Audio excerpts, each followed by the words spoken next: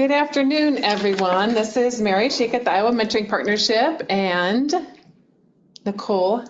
Nicole Quaid, also with the Iowa Mentoring Partnership. And welcome to the September Peer Share Call. We're excited to back to school to talk about forging some partnerships with colleges and eager to hear how folks are doing with partnerships and the benefits and challenges of working with college students. So just to remind you on your end, if you're not speaking, that you would mute yourself, please. We're going to encourage you, obviously, to share experiences today, announce yourself, and make comments. Don't be afraid to jump in at any time. And then if you prefer, you can type questions or in the comments box. And so I'd like to go through and see who's with us today. So if you would introduce yourself and talk about a success or challenge that you have with working with college students. And if you would mention colleges in your area that perhaps you do partner with already or that you would like to partner with. So we'll start with, we need to unmute everyone, and then we'll start with Alyssa. Just a minute, Alyssa, we need to unmute everyone. Attendees.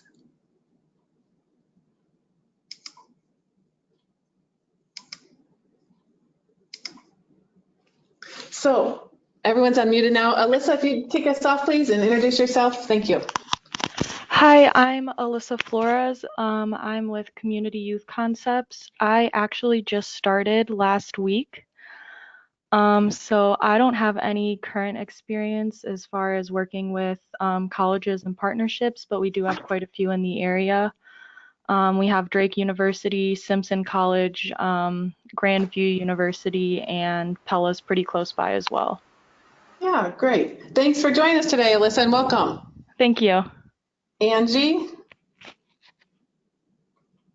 Yes. Can you hear me? Yes, we can. Awesome.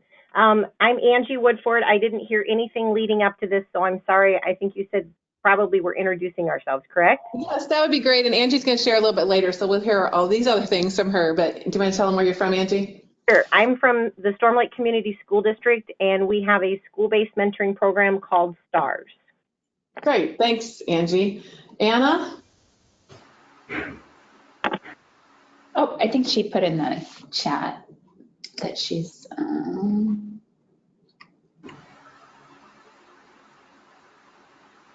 What's next? Anna?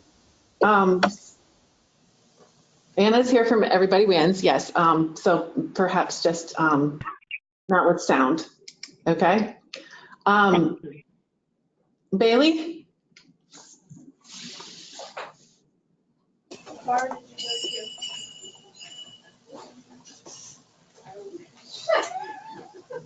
Bailey, is that you?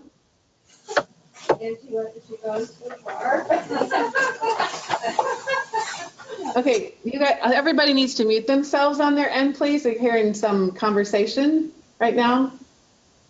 Bailey is with us from Mills County Public Health and Navalone Youth Mentoring, and her sound is not working right now. Corey, introduce yourself, please.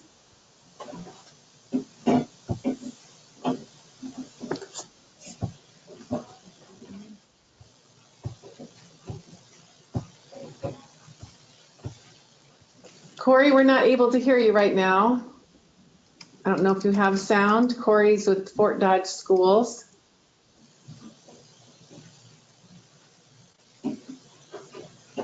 Jamie? Hi, I'm Jamie Miller-West. I'm the mentoring coordinator for New Opportunities. We don't have a whole lot of schools in our area, unfortunately. We do, I think our closest one, I'm out of Sac County, and our closest college would be Una Vista in Storm Lake. And we have not partnered with them in the past. I have had some college students come volunteer with me over the summer on their summer break, so that's been really helpful. But as far as like a mentoring type deal, we haven't partnered in the past, no. Okay, thanks, Jamie. Jessica. Hi, this is Jessica Prazak. I run the one-on-one mentoring program in Cerro Gordo County, and we have a community college. NIAC is in our county. We don't do a lot of collaboration. I've had students come and volunteer, but not really like a whole group. We haven't partnered, I guess, with like the Student Senate or like athletics or anything like that. And we do tell them they have to do a 1-year commitment. So that's sometimes hard if they're just here for the school year. Okay, thanks, Jessica. Kathy.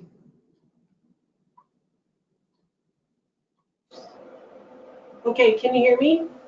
Yes, we can. Okay, this is Kathy Schwartzoff and Colleen. Yeah, and we are from Helping Services up in Howard, Alameda, and Winnebago counties. We do community-based mentoring, and we also have just started a school-based mentoring in one of our schools. So we have Luther College in Decorah, where our corporate office is at. And we've had very good success working with them, from everything from having interns to hiring people that were interns to we've used the social work department to help us with our data. We've had athletic organizations help us with events. We have had service fraternities help us, and then just regular students saying, I want to be a mentor. So that's been very successful. Do you want to talk a little bit about NICC?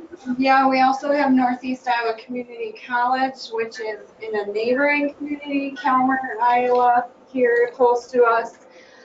I would say we have found more of a barrier in working with them. We reached out, had some connections, and those connections never really followed through, and we just haven't gotten a good foot in the door.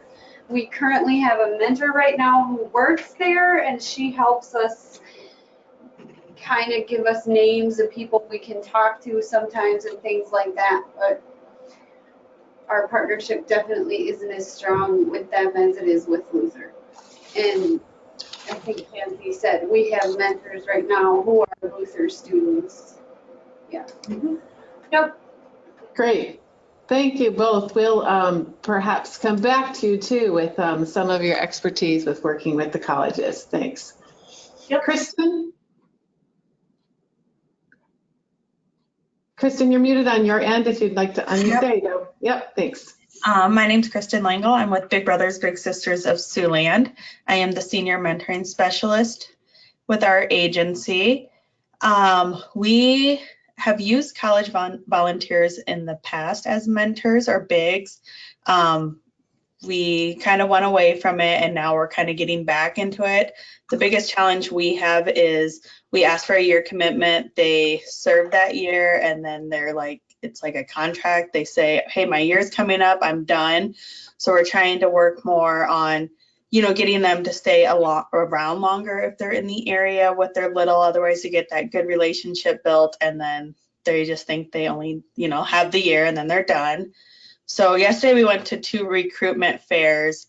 And so, yeah, I'm interested to see what other agencies are doing to get more interest for people to come up and talk to us and want to be involved, where I guess we were at more job fairs, so they were looking for the job. So volunteering for free wasn't really on their radar. That's always a fun challenge, right? Yes. So here in Sioux City, we have Morningside College, Western Iowa Tech Community College, Briarcliff University, and then in South Sioux City, Nebraska, we have like Northeast, and then we have Vermilion. University of South Dakota is about 30 minutes away from us. Great. All right, thanks, Kristen. Thank you. Lynn. Hey there. We are serving Marshall and Poweshiek counties, and our Grinnell staff have great participation from Grinnell College students. They've been participating for at least 10 years or more with mentoring. And then in Marshalltown, we have a community college here, but we have not had much success with them at this point. That seems to be common. I think we'll have more of a discussion about community colleges too. Thanks, Lynn. Peggy. Hi, this is Peggy Selno from Mentor Clinton County in Clinton County, Iowa. We have recently started working with our local college, Clinton Community College, in and matching middle school students with them. And so we're just getting started. But for the past 6-7 years, we have worked with high schools in matching high school students with elementary students on the campus. And we've had pretty good luck with that. And I'm sure that we all share the same issue that it's hard to get the college students to commit for more than a year. We're hearing that common refrain. Yes, Peggy, thank you. And Cheyenne. Hi, everyone. This is Cheyenne Phillips from Burlington Community School District and Club M Youth Mentoring. I am the match coordinator, and I just recently came back in March. And prior to me coming back, our program was strictly a school-based peer mentoring program, so we didn't have the need for college students. But since I came back in March, we are now expanding our program to include community mentors. So it is my hope that our connection, our overall connection, the school district with SCC, which is Southeast Iowa Community College in our county, we have a good connection already school to school. So I'm hoping that we can kind of fit mentoring into that as well. It's been a little harder to kind of find that niche and where mentoring kind of fits and who my contact should be. So I'm hoping for some good input there. Great. Thanks for joining us, Cheyenne. Thanks everybody for joining the call. We have some new folks. Appreciate you joining us, and our veteran attendees as well. Is there anyone else? Yes. This is Ellen Krogman. I'm calling in. I'm not in the office in front of my laptop, but Ellen Krogman with Helping Services for Youth and Families. I cover Delaware County. We have a community-based, school-based, and an after-school mentoring program. As far as colleges in our area, the only thing that we have is NICC in Manchester, and this is a satellite office. The next closest one would be Piasta, and that's about 40 minutes away. So yeah, but open to ideas. Thank you. Thanks, Ellen. That's I was just getting to if there's anybody else that wasn't able to speak before. Bailey, it looks like you were muted on your end, and I don't know if you can unmute so we could hear you. There you are. Bailey? This is Val Maximovich. I'm here. Hi, Val. I'm so sorry we missed you. I'm sorry. Go ahead, Val. All right. I'm with the Independence Community Schools school-based program. We have Hawkeye Community College. Our students are on our high school campus. So that's always challenging because they're very busy when they're in the school setting, but we are always looking for relationship building. The ones that are the easiest to connect with are the ones that are continuing with Hawkeye and they mentored throughout their high school career. So if you get them early and you hook them, they are more apt to stay. I have some that are on their second or third year mentoring in college because they're still in Independence going to school. So that helps. Yeah, okay. Thanks, Val.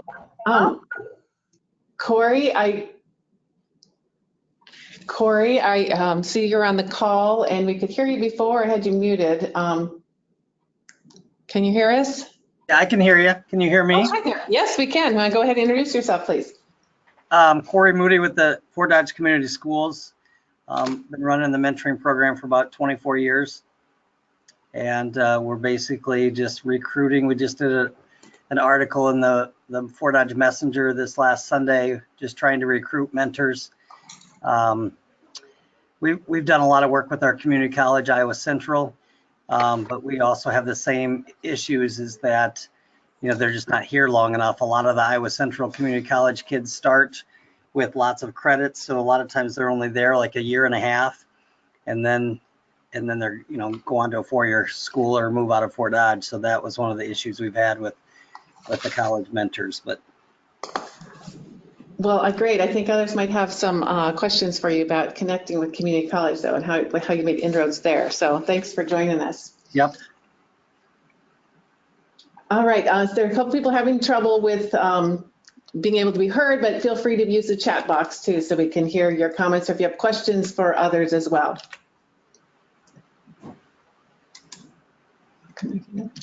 Okay. So I just wanted to start with what EEP says about, if I could stop advancing my slides, there we go. What EEP says about using college age mentors.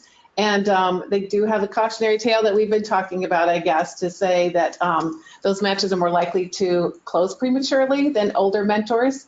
And some of the factors that are listed in the middle paragraph, changing life circumstances, academic pressures, and generally busy schedules. And I guess I would make the argument that a lot of our mentors have changing life circumstances and generally busy schedules, and it's, that's part of our application process and screening process too, to see if they're suitable to be a mentor, college students or otherwise. And then the last paragraph, they say you may want to de-emphasize recruitment of college students when match length is of paramount concern. And I think that's a hard one, because of course match link is important for all of us, all of our programs, but looking at what those requirements are and how we onboard them, as far as expectations on both sides, the mentee and mentor, and it's kind of a return on investment, what we think that the benefits will, if they'll outweigh the costs. So just a little research that I was able to find about college students as mentors, and this is the benefits to the mentors, which is perhaps not what we're always thinking about, but this was just from one program, and they looked at this list of benefits for the mentors, and I think just some interesting things to put out there too when you're looking to recruit students. Perhaps these are some selling points in your recruitment.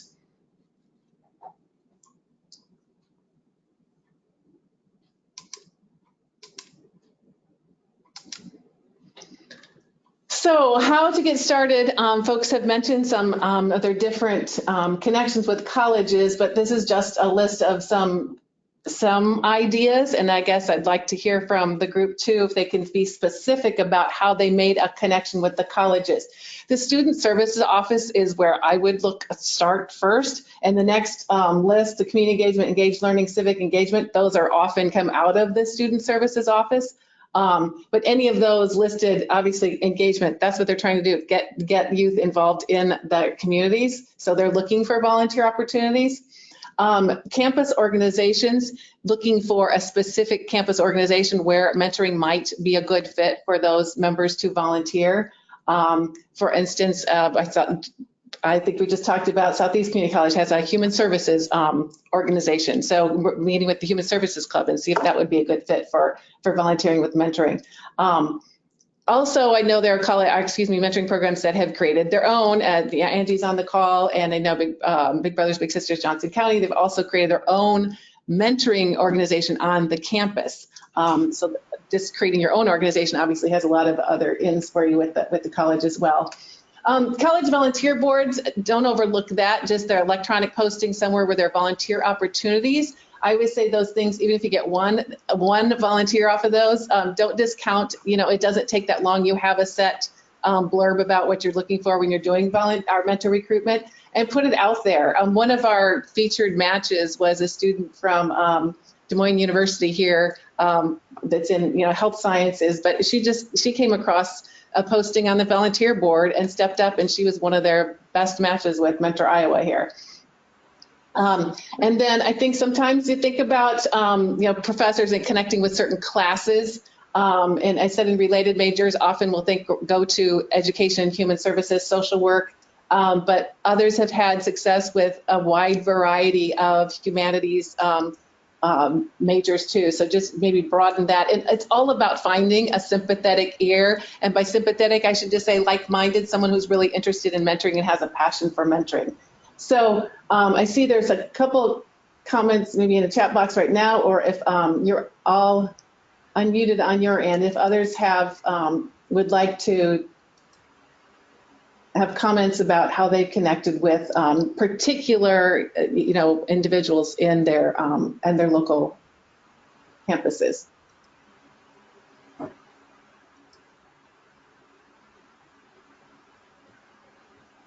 So Anna said you get volunteers from professors in the service learning departments at Simpson Drake, Central Grandview, and DMU. Anna, I don't know if you're just able to chat now, or I'm just curious how the service learning works for you, or if you have particular departments that you've connected with.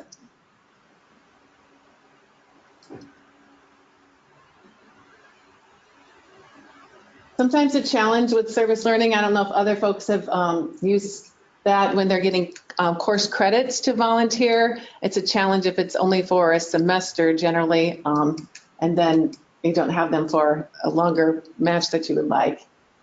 And Anna says it works really well. If you could be any more specific about some departments you've connected with. And Corey, I'm curious about who your connection is with the community college there in Fort Dodge. If you have some tips for folks, how you made a connection. Mine is actually the admissions people spent quite a bit of time in our high school. So that's I guess that was my in. And then also, so they helped me recruit people. We had like student ambassadors from Iowa Central.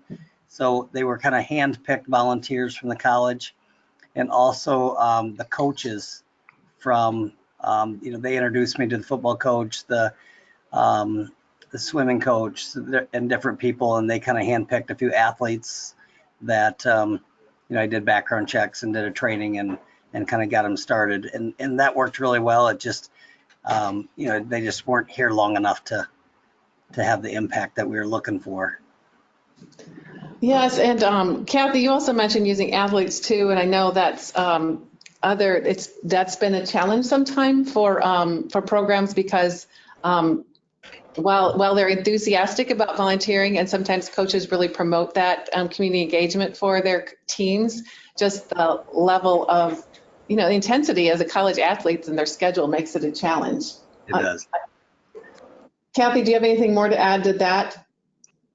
I know one of the things that we've done, two things with athletes specifically. We at one point there's a athletic group that we either they approached us or we approached them. I'm not sure exactly how that started, but we had them facilitate an event for us where they did some presenting on good sportsmanship and taking care of your body and being a leader, those kinds of things. But then we also had a point where we played a game of softball with them, and we did soccer, and we did some different things with them. And then this was actually with a grant that we had that all the kids got to take home, either a soccer ball, a football, or some other ball, I don't remember, basketball,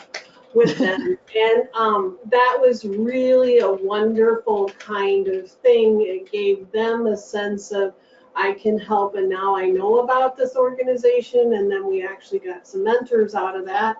And then two, we've also had several coaches actually promote specifically for us, kind of like how Corey said, making an announcement at their team meeting to say, hey, there's this group, they really do good work. The one coach even read the little bio of a kid, and the one guy said to me, geez, that guy got to me about how he wanted to play ball, and I could play catch with him. That's awesome. So, them taking that kind of personal effort to say, hey, here's this. And we've also, I saw your note about professors in a related major. We've had a psychology professor send us several students that have been excellent. And Colleen and I were just saying, we don't have a real problem with our Luther students staying for a long time, kind of like how somebody said, I think it was Val, said that they get hooked, and they do, from the sense of those little twerpos are cute little eyes look up at you and say that, that you're the greatest thing. They're in our group, they're ready to go. We can't say that with the NICC students. They're more non-traditional students. And somebody alluded to that earlier, that, yeah, they've got such a huge amount of time that they need to spend doing their coursework, and then they're off working, or, you know, being a parent, or, you know, have so many other things going on. We find a lot of our Luther students who mentor also, I wouldn't say a lot, a fair amount, who are knowing that they're nearing graduation, tend to find their own replacements. Like, they'll go and find friends of theirs that they know are still going to be there and convince them to mentor and take over for them with the youth that they've been with. Yep. That's kind of a cool opportunity, and maybe something others could implement too, kind of build that into expectation for them. Yeah, great. Thanks. Mhm. Any other tips or specific folks you've connected with at colleges that maybe other people haven't mentioned or might not have thought of? Just anything unique? I put it in the comments, but at least at our college, at Luther, every year, same time of the year, they do a volunteer fair. So check with your colleges, because if they do a volunteer fair and you can table at that, we get a lot of our mentors from that. Yes, thanks. I'm sorry, I forgot to mention that. Thanks. Iowa State does too. Iowa State has a volunteer fair, and we get some mentors from there. We also recruit heavily at sororities and fraternities. Great. I'm sorry, I don't know who's speaking. Carla Roberts. Oh, hi, Carla. Thanks. So Angie Woodford is going to share a little bit more about Stars, Storm Lake Stars School's connection with Buena Vista there. So Angie, if you unmute yourself on your end, you can go ahead and tell us a little bit about how you got connected with BV and about your relationship there. Can you hear me now? Yes. Okay. So yes, I started the mentoring program in 2008, but there was already a previous relationship that we had with an organization on campus called BD Buddies, and they basically came and mentored as a group. So then when we got the grant in 2008 from the U.S. Department of Ed, we switched that up so that it would be one-on-one mentoring. So we already had that relationship established before we started the partnership that we currently have with them now. But that was started through the Office of Civic Engagement. So that was the contact person back then that was instrumental in getting that started. So then when we got the grant, it was set up for one-to-one mentoring. So we switched that over, and we did lose a few of the students when that happened, but then we turned around and gained way more, and some of the students that had been involved in the previous, where they would just meet as a group and meet just random kids, majority of them said they really liked the new format better. So that's how we started that actual partnership. One of the things that I can say is extremely instrumental is over half of my matches are college students. So I would be just devastated without the college partnership that we have.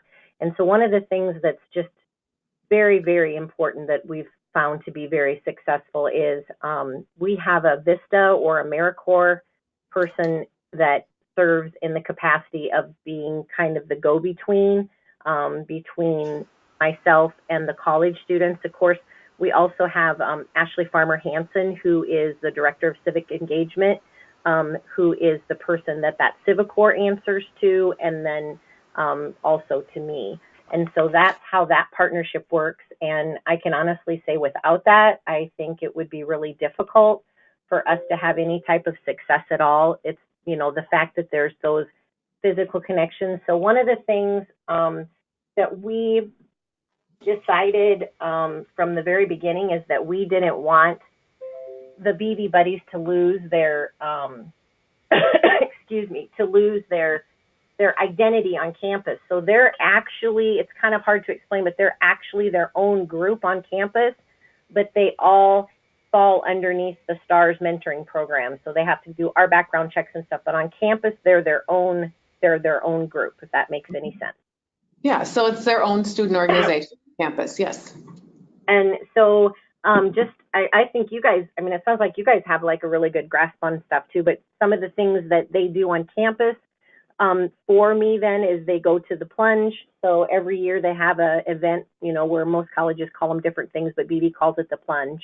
And they set at a table, so they have their own organization, which I think helps. And they sit at the table and they recruit people and tell them about BB Buddies. So that happens with the new college students that come in. They also have a freshman seminar that the Vista or the AmeriCorps and sometimes even Ashley has gone and talked to. So she's talked to the professors about, because every freshman has to take those. So it's a good opportunity for them to be able to talk about the program. And interestingly, as it is, a lot of times I don't always get, majority of my people are not through the education department. You know, when we first started, we were desperately looking for mentors because we had to, you know, meet the grant criteria. That's where we really focused on, and we were just really frustrated because we just weren't really getting a big response. And I think sometimes the education students, we think, oh, this would just be so awesome for them. But I think a lot of times they're already getting in the school and they're already kind of getting that exposure. And so I find that really a lot of my science majors, which is crazy, a lot of times, and business are my, you know, my highest amount. And then another thing that was really interesting is a couple of years ago, I actually had the coach from BVU, the men's basketball coach, approach me, and he wanted his whole team to be mentors. And that was really great until he left that year after we got that established. So we're kind of trying to work through those bugs right now. So tell us more about how that worked to have the basketball players as mentors, their consistency and their commitment. Right. And I think I'm glad you brought that up, Mary, because I was going to mention this piece and I didn't. One of the things that I do that I think, and I don't know why I did it. I think I just figured it was convenient and so forth, but I actually do the trainings for the BB Buddies on campus.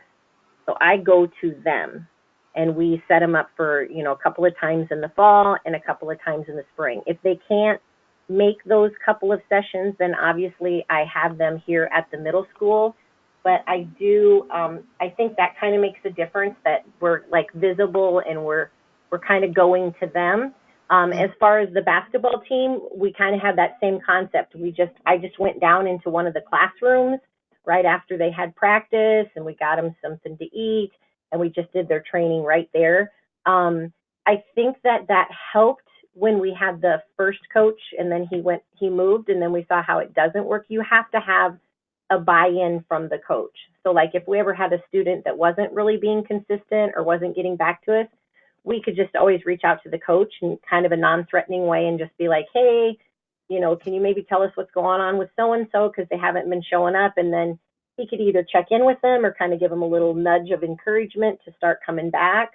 So that really was great.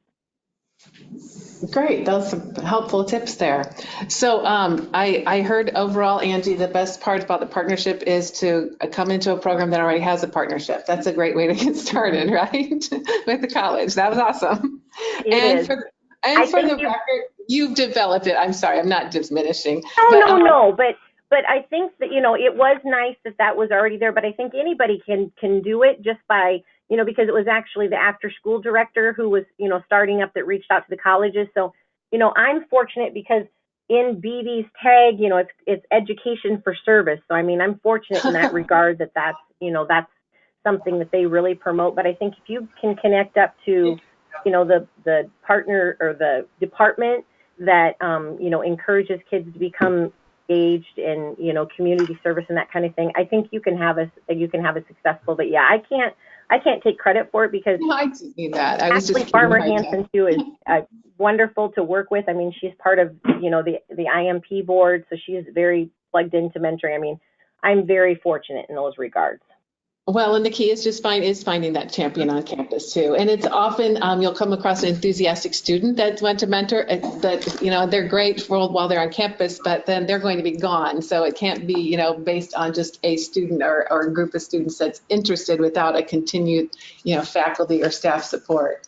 So another too that I forgot too is, so the BV Buddies, since they're their own organization, they have their own coordinators, they have their own, you know, they have their own, they usually have like 4 coordinators, and then they have people. So one of the things that we've tried to do is to make sure that we're not losing like a really awesome senior and then there's nobody behind them that can pick that baton up.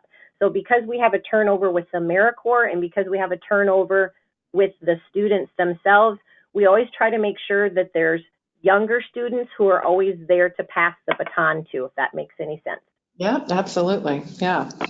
Some great tips there. And sharing your challenges and benefits you had mentioned. We've talked about the commitment and turnover, but some of the benefits you had mentioned were that the mentees relate to the younger mentors, the college students, and that help the mentees realize that college is obtainable.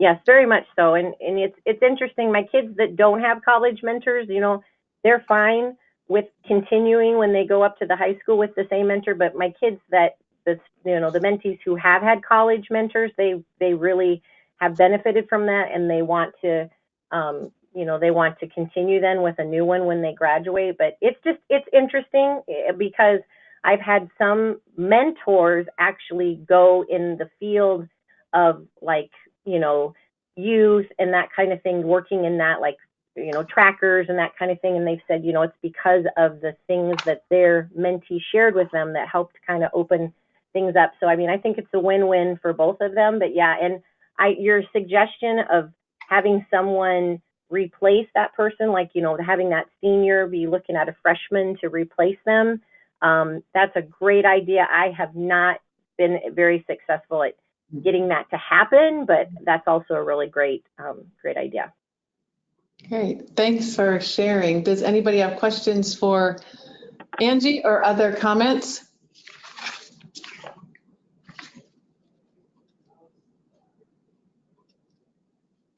I know we've mentioned some other volunteer opportunities too, and then thinking about how we can involve those students if they're not able to commit to regularly meeting with the student as, you know, in a match, but group activities, some folks have mentioned those. And also we just know that the group activities might get them hooked to volunteer regularly, but also interning and volunteering at office, helping you with some other mentoring program tasks. So if there aren't any other comments, I'm going to go ahead and share from Big Brothers Big Sisters of Johnson County. Jill Kaminga unfortunately could not be on the call. She ended up with having to be out at the school today, which is where she should be, but I'll share her information. Very similar to what Angie had just shared. Johnson County Big Brothers Big Sisters does have a campus group, Big Brothers Big Sisters at Iowa. So they are a student organization on the campus. And this is their description there. At the bottom of the slide is the description of the campus group. And in talking with Jill, she said, you know, she knows that it's the University of Iowa and it's a huge university, and there are only 3 Regents universities in the state. But I think that Angie just kind of, you know, her example about what's going on with their partnership at BV shows that you can create a student group like this on smaller campuses too. And someone had asked about information on the previous slide, and we will be sharing out the slides after the call. So some other information from Big Brothers Big Sisters in Johnson County. They said to look at some of the other departments, instructors on campus, which we've talked about a little bit. Communicating on social media platforms of student groups is a way, instead of like broadly to the college, if you get on specific student groups, might be a way to reach some particular audiences. As a student group, the Big Brothers Big Sisters of Iowa, she's able to twice a year email students So that's a huge recruiting tool for her, because she's able to be on that email list because they are a campus group then. So that's kind of a really important topic, at least there, and that might be with other schools of your campus organization. There are other perks to having that designation.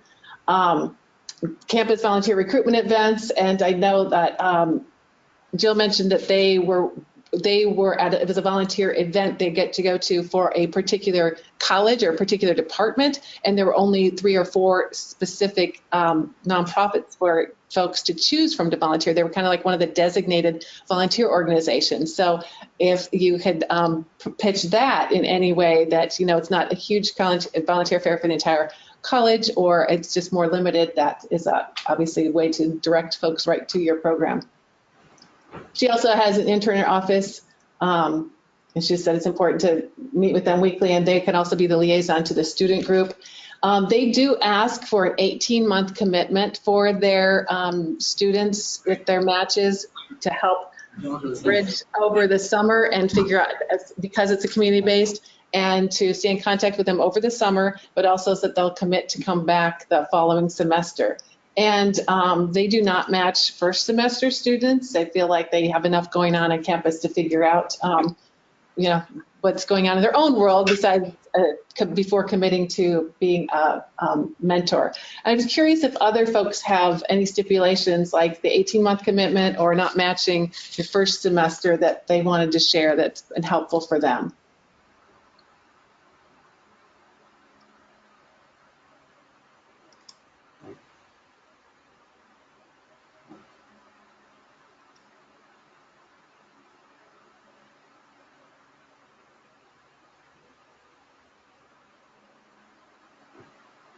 Do other programs match first semester students? Quick yes or no?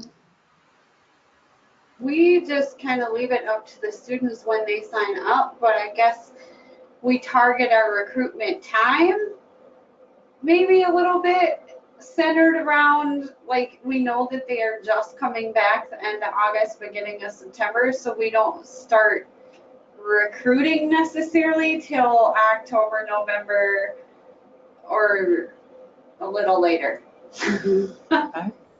And the other thing that we were talking about, this is Kathy and Colleen from Helping Services, is that we ask for a school year commitment length, and that really sits well with the Luther students, because they're like, oh yeah, I can do that through May of this year, I can do that. And if they do have any contact during the summer, if that's phone calls, FaceTime, whatever it is, that's just a bonus. And then do you have an idea what your percentage of would be that they continue that match the following year? Oh, it's like 80% at least. Yeah. Yeah. Yeah. All of ours do. Yeah. Great, thanks. And Anna says that they match first semester students and ask for a semester time commitment as long as because class schedules will change. And Angie, I missed the first part of that. You don't match freshmen till after midterm, just to ensure that they don't change their mind about staying at BVU. That's a good point too. Make sure they're committed to that college before they commit to a mentor. But it's all part of obviously your application and screening process too, to get the feel for if they're going to be a suitable mentor as well. Thanks for all those ideas.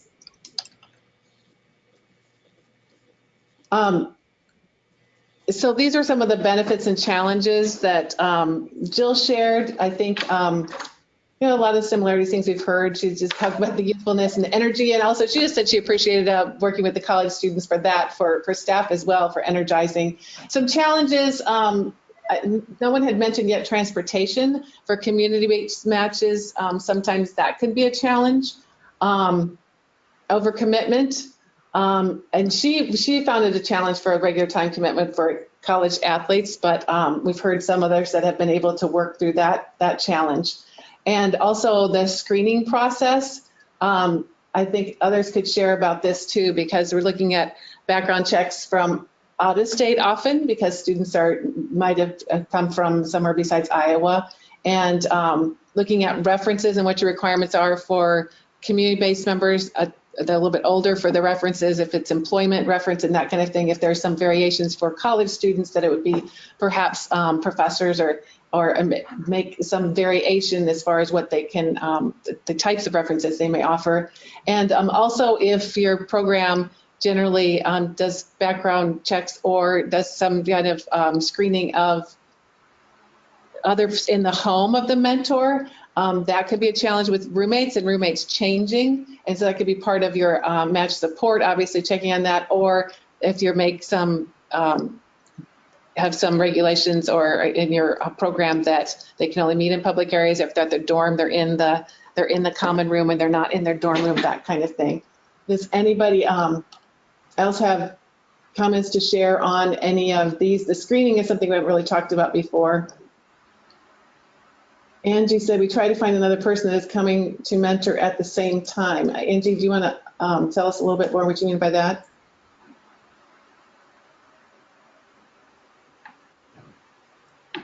I have to unmute myself two places. Well, so for the transportation, I hit it a little. Okay.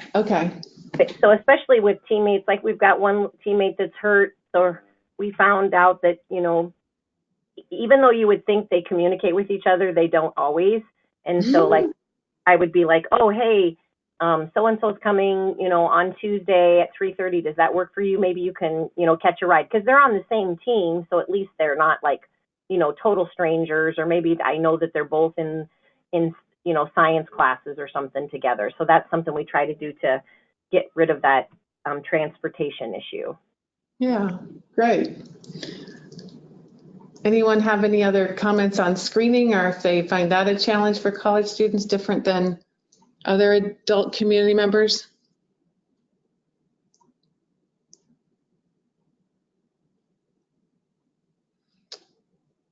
When I look at the challenges, yes, they may be more issues for college students, obviously, but these could be challenges of all of your volunteer mentors too. So it's kind of looking at, I kind of mentioned that before, like the return on investment. And just closed this session with Jill's quote. She said, I totally get why people hesitate, but it's worth it. That's what they've found for their program. And I'm hearing others that have overcome some of those obstacles to find that's worth it for them too. So just a quick reminder about all the post-secondary institutions in Iowa. We do have a plethora of private colleges, 31 private colleges across the state, the 3 Regency universities, of course, 19 community colleges and their satellite campuses. And we do know that, you know, community colleges can have their own challenges with just being 2-year programs or shorter programs. And with non-traditional students, you know, they are busier, and they do have sometimes, you know, they're older students and have family commitments as well. But we also know sometimes busiest people are best at managing time too. And those folks might be going to stay in the community. They're already in the community. So they are going to be maybe longtime community members too. So that is a little different than, you know, maybe your other college students that are there until they graduate and then move on. And then I just wanted to point out the 7 professional schools mentioned there too. Don't forget, I know these are some of the bigger towns too, but there are the healthcare schools too. And that's maybe just a school that we don't think of often, like the nurse. They used to be the nursing schools, I should say. So those are some other institutions maybe you could think about pairing with as well. Another resource for you is Campus Compact Iowa. The Iowa Campus Compact, their mission is there at the bottom of the screen, that they support colleges to have active and engaged students.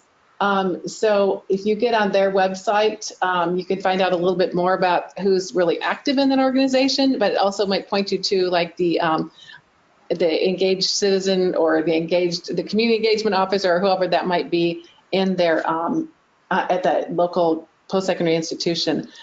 Students are looking for meaningful volunteer opportunities. I know sometimes you know, we can have those group activities and we have those one-time things, but they are looking for meaningful volunteer opportunities too, which mentoring does fit that bill, where they can be, you know, develop that relationship and keep coming back. So we are we are going to wrap up with our comments, but I wanted to give others an opportunity if they think that we've overlooked something or they wanted to talk more about a particular topic or have questions for anybody else on the call. There's a lot of experience on the call that folks have partnered. Lynn, I don't know if you want to tell more about your partnership with Grinnell, or if there's anybody else on the call, or Kristen, if you want to talk about your partnerships in Sioux City. Yeah, this is Lynn, Big Brothers Big Sisters with Marshall and Poweshiek County. So Grinnell College has been fabulous in providing transportation for the Bigs to be able to go mentor. They also have,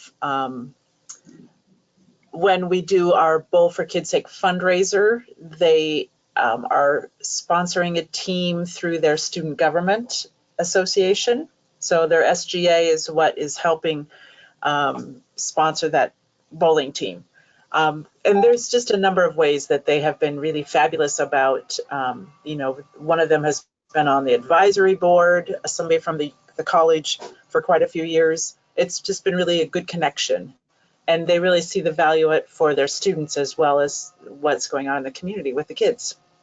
A good mention about advisory board, and I know someone else mentioned having a staff member as a mentor even, you know, that's an N. Tell us about transportation. How does that work? I don't actually work with that, but for the most part, I know that all they have to do is schedule it. And then they have someone that picks them up in a van and takes them to where they need to be. Okay. So it's great. Okay. Well, know that might be an option.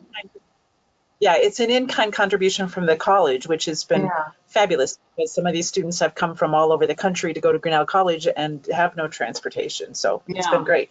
And I do remember when I was at Simpson, they did have a van like that too that would take groups of students, particularly there, like to Des Moines for volunteer opportunities. So that would be something to look into for other colleges too.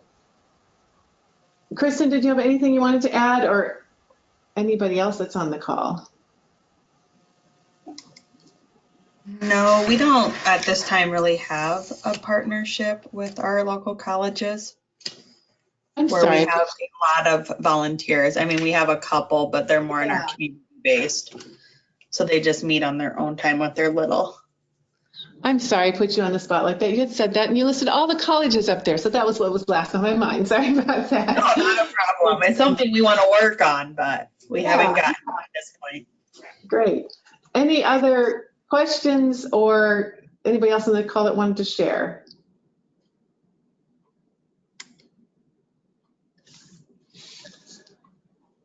If not, I thank everyone for this was great conversation today and lots of great ideas about partnerships. I do want to remind folks if they haven't registered for the nonprofit summit. I see I messed up my slide here, and it is October 29th, 30th. So obviously it's an opportunity to network with your mentoring colleagues and other nonprofit professionals. We do have mentoring specific sessions and some folks from mentoring programs presenting on some of the topics that folks always request, including recruitment, obviously, and with the volunteer management, a whole track in here, all of those things apply to mentoring as well, messaging, fundraising, and youth mental health. And when I send this out, the conference website will be linked there.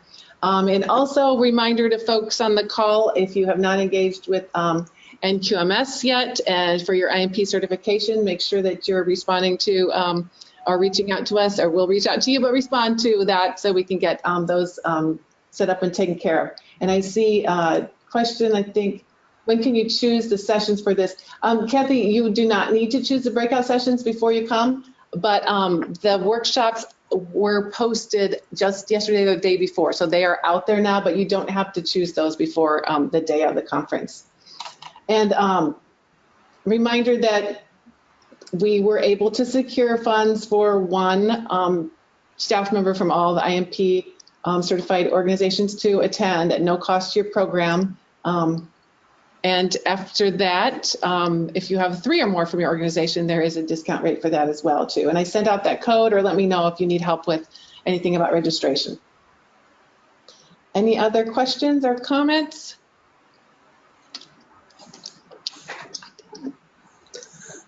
All right, we'll wrap up then for today. Our next peer share call will be in October, and then before we're together at the Nonprofit Summit at the end of October. So thanks everybody for joining us today.